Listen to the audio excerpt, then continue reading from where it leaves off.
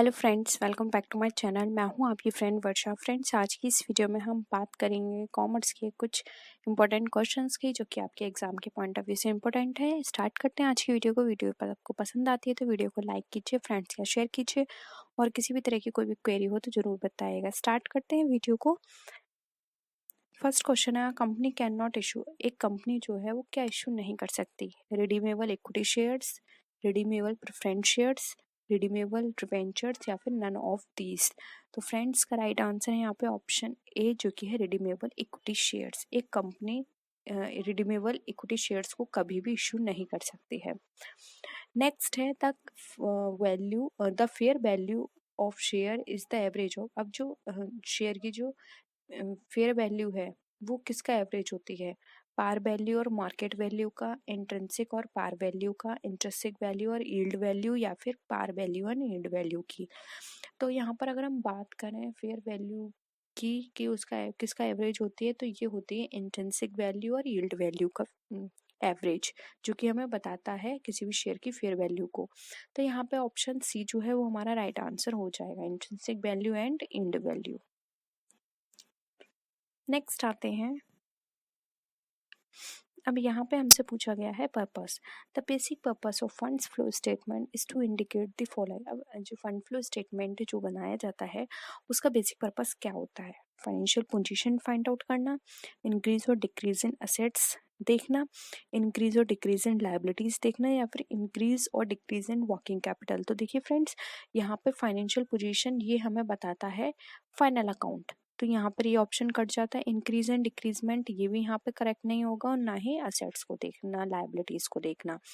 यहाँ पे इसका राइट आंसर होगा ऑप्शन बी डी, जो कि है हमारा इंक्रीज और डिक्रीज इन वर्किंग कैपिटल। इसमें वर्किंग कैपिटल देखी जाती है, यानी कि दो बैलेंस शीट की वर्किंग कैपिटल को आपस में उनको डिफ्रेंशिएट करके देखा जाता है, यानी कि दो बैलेंस शीट ली जाती हैं, ठीक है, एक स्टार्टिंग की और एक एंड की, यानी कि एक ओपनिंग और एक क्लोजिंग। दो बैलेंस शीट देखी जाती हैं 2 ईयर की, फिर वहां पे उन दोनों की वर्किंग कैपिटल को आपस में कंपैरिजन किया जाता है।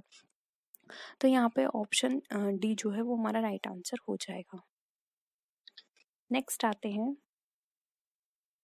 Which one of the following is a leverage ratio. अब आपको पता होना चाहिए लिवरेज रेशियो हमारा क्या इंडिकेट करता है? डेट इक्विटी रेशियो को, करंट रेशियो, ऑपरेटिंग रेशियो, या फिर इन्वेंट्री रेशियो को। तो देखिए यहाँ पर इसका राइट आंसर होगा इन्वेंट्री रेशियो, वो सॉरी लिवरेज रेशियो जो होता है वो हमारा डेट इक्विटी रेशियो को बताता है। और डेट इक्विटी रेशियो हमारा किस लिए काम आता है? ये हमारी लॉन्ग टर्म लाइबिलिटीज जो होती हैं या लॉन्ग टर्म जो सोर्सेज होते हैं उसमें हेल्प करता है, ठीक है। तो ऑप्शन ए यहाँ पे हमारा राइट आंसर हो जाएगा। नेक्स्ट है, which of the following statement is correct? Debt equity ratio is solvency ratio, यानी कि डेट इक्विटी रेशियो जो है क्या वो सॉल्वेंसी रेशियो कहा जाता है।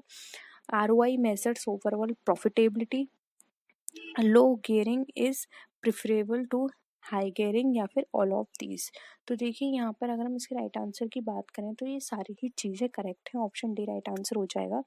डेट इक्विटी रेशियो को हम सॉल्वेंसी रेशियो भी बोलते हैं, और इसलिए कहा भी जाता है कि सॉल्वेंसी रेशियो होता है वो हमारे लॉन्ग टर्म जितनी भी लाइबिलिटीज होती हैं उनको मेजर करने के काम आता है। आरओआई मेजर करता है हमारी, यानी कि आरओआई की फुल फॉर्म क्या होती है, यहाँ पर आपको इसको बताना है, ठीक है। कमेंट सेक्शन में आप इसकी फुल फॉर्म बताएंगे तब आपको इजीली क्लियर हो जाएगा, क्योंकि फुल फॉर्म से ही आपको पता चल जाएगा कि ये आपको प्रॉफिटेबिलिटी बता रही है। फिर आता है यहाँ पर low gearing is preferable to high gearing. जो हमारा गियरिंग रेशियो होता है वो लो हमारे लिए बेटर माना जाता है, इसलिए ऑप्शन डी यहाँ पे राइट आंसर हो जाएगा। नेक्स्ट क्वेश्चन पे आते हैं, long term solvency is indicated by. अब जो लॉन्ग टर्म सॉल्वेंसी है वो किससे इंडिकेटेड होती है? देखो ऊपर जो हमने ऑप्शंस पढ़े थे आप उसी से यहाँ पे पता लगा सकते हैं। देखिए ऑप्शंस में है rate of return, liquid ratio, debt equity ratio, और कैपिटल गियरिंग रेशियो। तो यहाँ पे देखिए ऑप्शन सी जो है, यानी कि डेट इक्विटी रेशियो, जिसको सॉल्वेंसी रेशियो भी बोलते हैं, ऑप्शन सी यहाँ पे हमारा राइट आंसर हो जाएगा। नेक्स्ट है, ROI ratio is calculated to measure the following. अब आरओआई रेशियो जो होता है हमारा क्या कैलकुलेट करने में या मेजर करने में हेल्प करता है? Long term solvency of business, earning power of net assets of business, या फिर short term liquidity position of business, या फिर फोर्थ ऑप्शन है हमारा the relationship between goods sold and inventory level. तो देखिए यहाँ पर अगर हम बात करें तो देखिए इसका राइट आंसर हो जाएगा यहाँ पे option number B, earning power of net assets of the business, यानी बिजनेस की जो नेट असेट्स होती है उसकी अर्निंग पावर को चेक करने के काम आता है हमारा ROI रेशियो। इसलिए यहाँ पर देखिए ऑप्शन बी जो है वो हमारा राइट आंसर हो जाएगा। नेक्स्ट क्वेश्चन पे आते हैं, which one of the following items presents a potential use of working capital. अब इसमें से कौन कौन से आइटम्स हैं जो कि वर्किंग कैपिटल के यूज में आते हैं, उनके पोटेंशियल हमें रिप्रेजेंट करते हैं। Good amortisation, sale of fixed assets at loss, या फिर नेट लॉस फ्रॉम ऑपरेशंस, या फिर declaration of share dividend.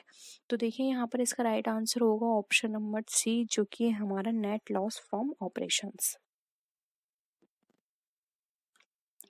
Next question पे आते हैं, विच of the following is not normally paid from the working capital. अब इसमें से कौन सा नॉर्मली पेड नहीं होता हमारा वर्किंग कैपिटल से।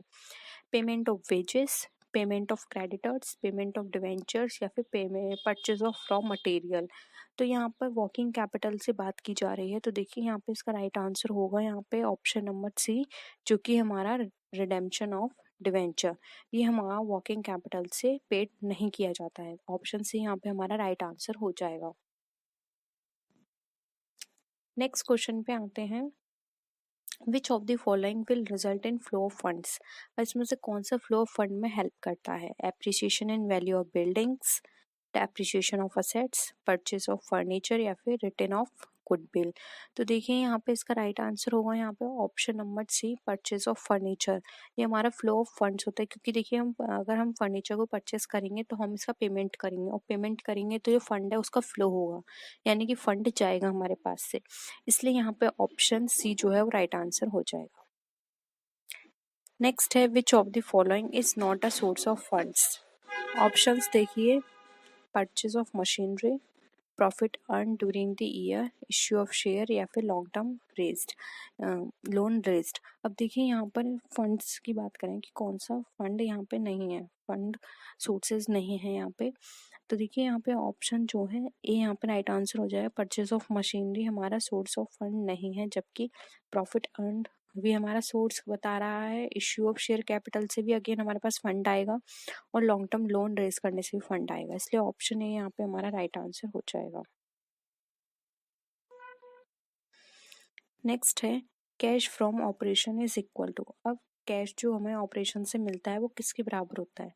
Net profit plus increase in current assets, या फिर net profit plus decrease in current liabilities. Third option है net profit plus non cash expenses plus decrease in current assets. D option है हमारा net profit after tax. हमें operation से cash मिल रहा है तो हमें बताना होगा वो किसके बराबर होगा, इक्वल टू। तो यहाँ पे देखिए ऑप्शन सी राइट आंसर होगा, नेट प्रॉफिट प्लस जब इसमें हम नॉन कैश एक्सपेंसेस इंक्लूड करेंगे और साथ ही साथ डिक्रीज इन करंट असेट्स करेंगे, तब ये हमारा इक्वल होगा कैश फ्रॉम ऑपरेशन से। इसलिए यहाँ पे ऑप्शन सी हमारा राइट आंसर हो जाएगा। नेक्स्ट है, the system of recording transactions based on dual aspect concept is called. यानी कि अब यहाँ पे बात की कर रहे हैं हम डुअल एस्पेक्ट कॉन्सेप्ट के अकॉर्डिंग जो हमारी रिकॉर्डिंग ट्रांजेक्शन्स होते हैं उनको क्या कहा जाता है। Double account system, double entry system, single entry system, या फिर नन ऑफ दीज। तो यहाँ पे फ्रेंड्स इसका राइट आंसर देखिए, राइट आंसर होगा ऑप्शन नंबर बी, जो कि हमारा double entry system. Option B right है। नेक्स्ट क्वेश्चन है, depreciation of fixed assets is an example of revenue expenditure, capital expenditure, deferred revenue expenditure, या फिर all of these। तो इसका राइट आंसर हो जाएगा ऑप्शन ए, ये हमारा कहलाता है रेवेन्यू एक्सपेंडिचर। ठीक है, नेक्स्ट आते हैं, financial statement involves the balance sheet, the income statement, the statement of appropriation of profit, या फिर ऑल ऑफ दीज। तो यहाँ पे इसका राइट आंसर होगा ऑप्शन नंबर डी, जो कि हमारा बैलेंस शीट भी शो करता है, इनकम स्टेटमेंट भी, और अप्रोप्रिएशन ऑफ प्रॉफिट भी। तो ऑप्शन डी राइट आंसर हो जाएगा। नेक्स्ट है, which of the following is classification of assets. अब असेट्स का क्लासिफिकेशन कौन सा है। Current assets, fix assets, fictitious assets and contingent assets, या फिर all of these. Again all of these यहाँ पर राइट आंसर होगा क्योंकि ये तीनों ही क्लासिफिकेशन है हमारे असेट्स के। नेक्स्ट है फिक्टिशियस असेट्स नोन एज। अब जो फिक्टिशियस असेट्स हैं वो क्या असेट्स वो क्या कहलाते हैं? करंट असेट्स को बोलते हैं डेफर्ड एक्सपेंडिचर, क्लोडिंग एक्सपेंडिचर, या फिर फ्लोटिंग एक्सपेंडिचर को। तो देखिए यहाँ पर इसका अगर हम बात करें फिक्टिशियस असेट्स की तो राइट आंसर होगा डेफर्ड एक्सपेंडिचर, जिसको हम फिक्टिशियस असेट्स भी कहते हैं। ऑप्शन बी राइट है। नेक्स्ट है फिक्टिशियस असेट्स कंसिस्ट। अब फिक्टिशियस असेट्स में क्या क्या चीज़ों को इंक्लूड किया जाता है? Primary expenses, training and development expenditure, debit balance of P&L account, या फिर ऑल ऑफ दीज। तो राइट आंसर है यहाँ पे फ्रेंड्स ऑप्शन नंबर डी, जो कि है ऑल ऑफ दीज। ये सारी चीजें हमारे फिक्टिशियस असेट्स का पार्ट होती हैं। तो ये थे कंपनी अधिनियम कब लागू हुआ, यानी कि कंपनीज एक्ट जो है वो इनफोर्स में कब आया? 1932 में, 1956 में, 1972 में, या 1916 में? तो फ्रेंड्स इसका जो राइट आंसर है वो है ऑप्शन बी 1956। 1932, 1972 एंड 1962 हमारा रॉन्ग है। नेक्स्ट क्वेश्चन है सार्वजनिक कंपनी में सदस्यों की न्यूनतम संख्या कितनी होनी चाहिए? यानी कि यहाँ पर पूछा है कि जो पब्लिक कंपनी है उसमें मिनिमम मेंबर्स जो वो मिनिमम नंबर जो है पर्सन की वो कितने होने चाहिए? 7, 2, 20 एंड 50। तो बताइए फ्रेंड्स क्या होगा इसका राइट आंसर? इसका जो राइट आंसर है वो है ऑप्शन नंबर ए, जो कि है 7। नेक्स्ट क्वेश्चन है एक निजी कंपनी में सदस्यों की अधिकतम संख्या कितनी होनी चाहिए? तो फ्रेंड्स यहाँ पर आपको मैक्सिमम पूछिए नंबर्स। तो मैक्सिमम नंबर्स हैं 20, 50, 7 एंड इंडेफिनिट। तो फ्रेंड्स आपको यहाँ पर याद रखना है कि कौन सी कंपनी है, ये प्राइवेट कंपनी है और प्राइवेट कंपनी में मैक्सिमम 50% होने चाहिए। नेक्स्ट क्वेश्चन है समता अंशधारी होते हैं जिनको हम इंग्लिश में इक्विटी शेयर होल्डर भी बोलते हैं। तो इक्विटी शेयर होल्डर कौन से होते हैं? ये कस्टमर होते हैं कंपनी के ओनर होते हैं, कंपनी के क्रेडिटर होते हैं, या मैनेजर होते हैं? तो फ्रेंड्स बहुत ही सिंपल क्वेश्चन है ये। तो इसका राइट आंसर है बी, ये कंपनी के स्वामी होते हैं। इनको कंपनी के अंदर जो भी मीटिंग्स होती हैं उसमें पार्टिसिपेट करने का राइट होता है। लेकिन अगर डिविडेंड डिस्ट्रीब्यूट किया जाता है तो इन शेयर होल्डर्स को डिविडेंड डिस्ट्रीब्यूट नहीं किया जाता। सबसे पहले प्रेफरेंस दी जाती है प्रेफरेंस शेयर होल्डर्स को। उसके बाद अगर कोई डिस्ट्रीब्यूशन डिविडेंड बचता है या कोई प्रॉफिट बचता है तब इनको डिविडेंड दिया जाता है। नेक्स्ट क्वेश्चन है अंश आवंटन खाता है यानी शेयर अलॉटमेंट अकाउंट किस तरह का खाता है? फ्रेंड्स आपने 3 तरह के अकाउंट पढ़े होंगे 12th में, जो थे पर्सनल अकाउंट यानी व्यक्तिगत खाता, एक्चुअल अकाउंट यानी वास्तविक जिसको हम रियल अकाउंट भी बोलते हैं, एंड थर्ड था हमारा नाम मात्र का खाता। तो उसके बेसिस पे आपको ये आंसर करना है। आपको पता होगा पर्सनल अकाउंट कौन से होते हैं। फ्रेंड्स पर्सनल अकाउंट वो वाले अकाउंट होते हैं जिसमें किसी पर्सन का या फिर किसी पर्सन को जो रिप्रेजेंट कर रहा है उसका अकाउंट आता है। जैसे कि सुधीर का खाता, सुशील का खाता, ये हो गए पर्सन के। और कुछ आर्टिफिशियल होते हैं जो कि पर्सन या फिर पर्सन के ग्रुप को क्रिएट करते हैं, जैसे कि कोई कंपनी हो गई, ठीक है, या फिर किसी भी तरह का कोई क्लब का अकाउंट है, किसी गवर्नमेंट ऑफिस का कोई अकाउंट है, तो हमारे पर्सनल अकाउंट कहलाते हैं। वास्तविक खाता यानी एक्चुअल या फिर रियल अकाउंट हमारे वो अकाउंट होते हैं जिनको हम टच कर सकते हैं, और कुछ ऐसे अकाउंट भी आते हैं इसके अंदर जिनको हम टच नहीं कर सकते। टच करने वाले होते हैं जैसे कि हमारे फिक्स एसेट्स, और जिनको हम टच नहीं कर सकते वो आते हैं हमारे trademark, patents and goodwill. Next आता है हमारा नाम मात्र का खाता। नाम मात्र का खाता जिसको हम बोलते हैं नॉमिनल अकाउंट। नॉमिनल अकाउंट हमारे वो अकाउंट होते हैं जो होते नहीं है लेकिन हम उनको क्रिएट कर देते हैं, जिनको हम फिक्टिशियस बोल सकते हैं। तो ये वास्तव में होते नहीं है लेकिन सौदों के स्वभाव को बताते हैं, जैसे कि वेजेस। अब वेजेस को हम कोई वेजेस हम जिसको टच नहीं कर सकते या फिर इस वेजेस को हम देख भी नहीं पाएंगे, ठीक है, लेकिन हमने क्या किया यहाँ पे क्रिएट कर दिया है वेजेस अकाउंट। मजदूरी खाता, बीमा खाता, तो ये सारे अकाउंट जो हैं हमारे, ये हमारे नॉमिनल अकाउंट है। तो बताइए फ्रेंड्स इसके बेसिस पे अंश आवंटन खाता आपको क्या लगता है? तो इसका राइट आंसर है ए, जो कि है व्यक्तिगत खाता। नेक्स्ट क्वेश्चन पे हम मूव करते हैं। जब अंशों का हरण किया जाता है तो अंश पूंजी खाता नाम किया जाता है, यानी जब शेयर्स फॉरफिट किए जाते हैं तो शेयर कैपिटल अकाउंट क्या होता है? यो भी याचना की बकाया रकम से क्रेडिट या डेबिट किया जाता है, याचित रकम से यानी कॉल्ड अप कैपिटल से उसमें एंट्री होगी, पेड अप कैपिटल से उसमें एंट्री होगी, या अंशों के मूल्य से यानी जो शेयर का जो टोटल प्राइस है उससे होगी वो एंट्री। तो बताइए फ्रेंड्स क्या होगा इसका राइट आंसर? इसका जो राइट आंसर है वो है ऑप्शन बी। जब हम अंशों को हरण करते हैं तो अंश पूंजी खाता हमारा जितनी भी कॉल्ड अप कैपिटल है यानी जो हमने मांग ली है उससे हमारा ये खाता किया जाता है डेबिट। नेक्स्ट है, हरण किए गए अंशों के पुनर्निर्गमन पर पूंजी दी गई छूट को क्रेडिट किया जाता है। तो बताइए किस खाते से उसको क्रेडिट किया जाता है? शेयर डिस्काउंट अकाउंट से, शेयर फॉरफीचर्ड अकाउंट से, प्रॉफिट एंड लॉस अकाउंट से, या नन ऑफ द अबव? तो फ्रेंड्स का राइट आंसर है बी। जब भी हम शेयर को पुनर्निर्गमन करते हैं तो जब हम जो भी छूट देते हैं तो उससे हमारा शेयर फॉरफीचर्ड अकाउंट जो है वो क्रेडिट करते हैं हम वहां। नेक्स्ट है, ऋण पत्रों को सहायक प्रतिभूति के रूप में निर्गमन पर डेबिट किया जाएगा। यानी कोई भी ऐसे डिवेंचर्स हैं जिसको सब्सिडी सिक्योरिटी के रूप में इश्यू किया गया है तो उसको डेबिट किससे किया जाएगा? डिवेंचर अकाउंट से, बैंक अकाउंट से, डिवेंचर सस्पेंस अकाउंट से, या नन ऑफ द अबव? तो बताइए फ्रेंड्स, इसका जो राइट आंसर है वो है ऑप्शन सी, जो कि है डिवेंचर सस्पेंस अकाउंट। उसको डिवेंचर सस्पेंड अकाउंट से वहां पे डेबिट किया जाएगा क्योंकि वो सब्सिडी सहायक प्रतिभूति है उसकी। हमें अभी नहीं पता कि आगे जाके हम इसे किस में कन्वर्ट करेंगे, तो एक तरह से ये हमारे लिए सस्पेंस की तरह है, तो इसको हम डिवेंचर सस्पेंस अकाउंट से डेबिट करते हैं। नेक्स्ट है, ऋण पत्रों का शोधन किया जाता है। यहाँ पर फ्रेंड्स आपको प्राइस का वो बताना है कि प्राइस का जो मेथड है वो किस तरह से होगा। रिडीम एट पार पर, एट प्रीमियम पर, वाई कन्वर्टिंग इन शेयर, या फिर ऑल ऑफ दी अबव?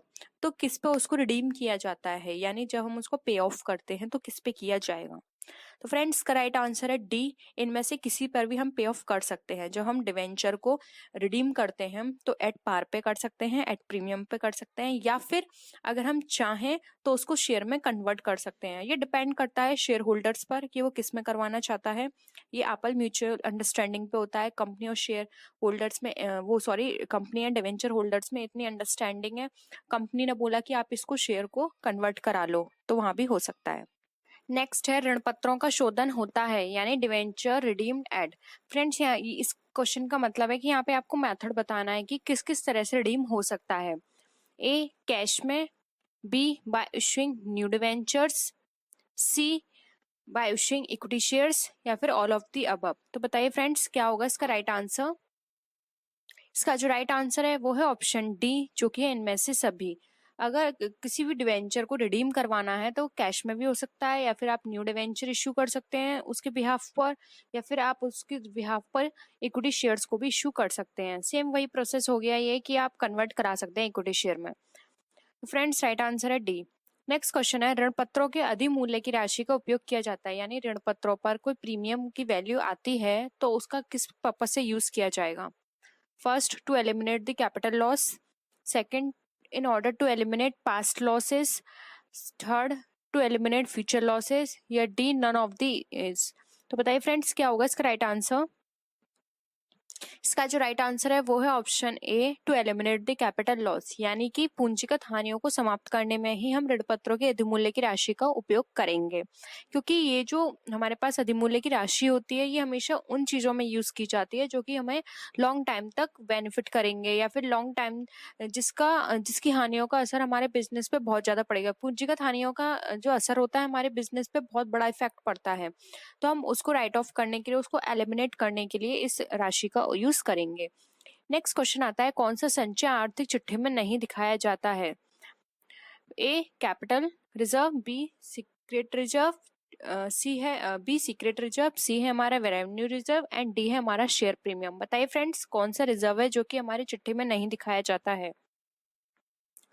तो फ्रेंड्स नाम से ही इंडिकेट हो रहा है गुप्त संचय यानी सीक्रेट रिजर्व। सीक्रेट रिजर्व जो होता है ये एक हिडन होता है, इसको शो नहीं किया जाता है कंपनी में, लेकिन ये क्रिएट किया जाता है, तो इसको हम चिट्ठी में नहीं दिखाते हैं।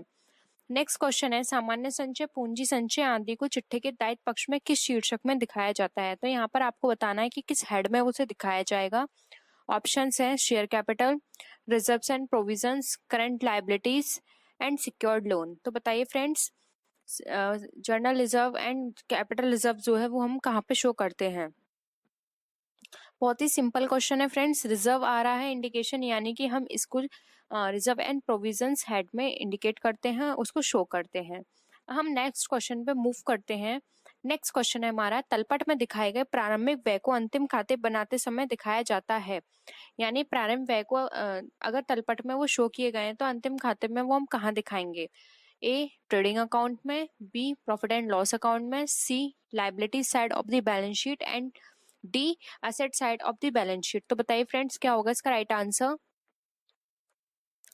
इसका राइट आंसर है डी, चिट्ठे के दायित्व संपत्ति पक्ष में।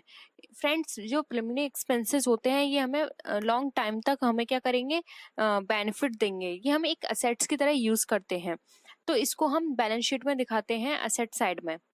नेक्स्ट है, अवास्तविक संपत्तियों में सम्मिलित किया जाता है। फ्रेंड्स जो 14 जो क्वेश्चन था उसका मेन रीजन असेट साइड में दिखाने का यह भी है कि जो प्रिलिमिनरी एक्सपेंसेस होते हैं हम एक बार में उसको P&L में नहीं डाल सकते, क्योंकि वो एक बहुत लार्ज अमाउंट में होते हैं। अगर हमने एक बार में P&L में डाल दिया तो वहां पर जो हमारा बैलेंस शीट का जो प्रॉफिट आ रहा होगा या फिर जो हमारे पूरी फाइनेंशियल ईयर की जो पोजीशन है वो बहुत गड़बड़ा जाएगी। तो हम एक बार में उसको नहीं डाल सकते, हम धीरे धीरे उसको राइट ऑफ करते हैं। तो इसको हम एक तरह से एसेट साइड में सिक्योर करके रखते हैं और धीरे धीरे हर साल हम थोड़ा थोड़ा अमाउंट उसमें से निकाल के P&L में ट्रांसफर करते रहते हैं, इसलिए इसको हम एसेट साइड में शो करते हैं। नेक्स्ट क्वेश्चन है, अवास्तविक संपत्ति में सम्मिलित किया जाता है यानी नॉमिनल असेट्स इंक्लूड की जाती हैं। ए प्रिलिमिनरी एक्सपेंसेस में, अंडरराइटिंग कमीशन में, सी डेवलपमेंट एक्सपेंसेस में, या डी उपरोक्त सभी। तो बताइए फ्रेंड्स क्या होगा इसका राइट आंसर? ये आज का हमारा लास्ट क्वेश्चन है। तो फ्रेंड्स का राइट आंसर है डी उपरोक्त सभी। फ्रेंड्स ये सारे हाइड आप जानते होंगे। प्रिलिमिनरी एक्सपेंसेस अभी मैंने आपको बताया कि ये एक लार्ज अमाउंट में होते हैं, जैसे कि प्रोस्पेक्टस इशू करवाना, किसी बड़े एडवर्टीजमेंट को करवाना, या फिर जब हम बिजनेस स्टैब्लिश करते हैं तो बिजनेस स्टैब्लिश करते टाइम जब हम बहुत लार्ज एक्सपेंस करते हैं, जैसे कि हमने बिल्डिंग ली है, स्टैब्लिश करवाई है उसे, या फिर हमने किसी भी तरह का कोई बहुत बड़ा एडवर्टीजमेंट करवाया है अपनी कंपनी का, तो ये प्रिलिमिनरी एक्सपेंसेस सारे वहां पे इंक्लूड किए जाते हैं। अंडरराइटिंग कमीशन वो कमीशन होते हैं जो अंडरराइटर्स को दिए जाते हैं। अंडरराइटर्स वो पर्सन होते हैं, ये एक इंडिविजुअल, एक कंपनी, एक बैंक, कोई भी हो सकता है, एक ग्रुप ऑफ पर्सन भी हो सकता है अंडरराइटर। ये एक तरह से ये प्रॉमिस करता है कंपनी को, या फिर ये इस तरह की रिस्पॉन्सिबिलिटी लेता है कि अगर वो कंपनी अपने इश्यू करती है शेयर को और वो 90% अगर पब्लिक उनको नहीं परचेस करती है तो जितने भी जो रिमेनिंग शेयर्स होंगे वो अंडरराइटर्स उसको परचेस कर लेंगे। तो एक रेस्पॉन्सिबिलिटी लेता है अपने ऊपर कि अगर आपके पूरे मार्केट में वो सेल नहीं हुए तो उनको हम परचेस कर लेंगे।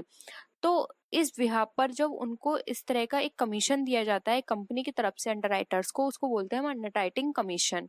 नेक्स्ट है डेवलपमेंट एक्सपेंस। अगर हमने अपने बिजनेस में किसी भी तरह का कोई डेवलपमेंट करवाया है, किसी प्रोडक्शन से रिलेटेड, या फिर वो XYZ कुछ भी हो सकता है, अगर वो डेवलपमेंट से रिलेटेड है तो वो एक्सपेंसेस हमारे डेवलपमेंट एक्सपेंसेस कहलाते हैं। तो ये सारे नॉमिनल असेट्स में इंक्लूड होते हैं। ठीक है फ्रेंड्स, ये थी आज की वीडियो। आई होप आपको आज के क्वेश्चंस पसंद आए होंगे। अगर वीडियो पसंद आए तो वीडियो को लाइक कीजिए, अपने फ्रेंड्स के साथ शेयर कीजिए, और किसी भी तरह की कोई भी क्वेरी हो या आप सजेशन देना चाहते हैं तो आप नीचे कमेंट सेक्शन में लिख सकते हैं। तो फ्रेंड्स नेक्स्ट वीडियो में हम फिर मिलते हैं और भी अच्छी वीडियोस के साथ। तब तक के लिए बाय बाय।